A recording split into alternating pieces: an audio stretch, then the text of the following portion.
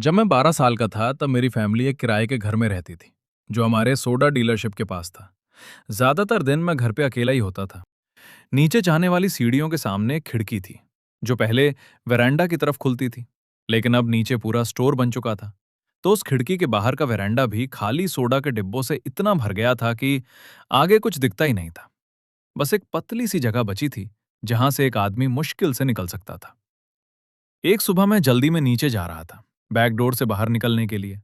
जैसे ही मैंने रेलिंग पकड़ी और लेफ्ट मुड़ने वाला था, तभी मैं अचानक रुक गया। सीढ़ियों के नीचे वाली खिड़की से उस भरे हुए और गंदे वेरांडा के बीच मुझे कोई खड़ा हुआ दिखा। सबसे पहले मेरी नजर उसके शर्ट पे गई। वो शर्ट बिल्कुल मेरी जैसी थी, सेम। मैं वहीं जम गया। फिर धीरे धीरे मैंने उसका चेहरा देखा। वो मैं ही था। सेम शर्ट, सेम बाल, सेम चेहरा, लेकिन एक्सप्रेशन अलग था। वो नीचे देख रहा था और उसके चेहरे पर एक अजीब सी मुस्कान थी। ऐसी मुस्कान जो मेरी कभी हो ही नहीं सकती। बहुत ही डरावनी, बिल्कुल गलत लग रही थी। मेरे शरीर में डर दौड़ गया, लेकिन मैं हिल भी नहीं पा रहा था।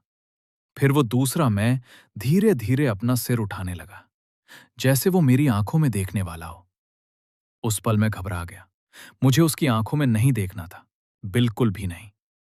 मैं तुरंत वहां से भागा और सीधा बैक डोर से बाहर निकल गया। जाकर अपनी बहन को सब बताया। जाहिर है उसने मेरी बात नहीं मानी। उसने कहा शायद वो खिड़की में रिफ्लेक्शन होगा या फिर मैंने सब कल्पना कर ली होगी। लेकिन मुझे पता है मैंने क्या देखा था। वो रिफ्लेक्शन नहीं था। उसकी हरकतें अलग थीं। उसकी मुस्कान, वो मेरी नहीं थी। और वो मेरी आंखों में देखने का इंतजार कर रहा था। आज भी, इतने सालों बाद, जब हम उस घर से जा चुके हैं, मैं कभी कभी उस पल के बारे में सोचता हूं। और कभी कभी वो मुस्कान आज भी मेरे सपनों में आ जाती है।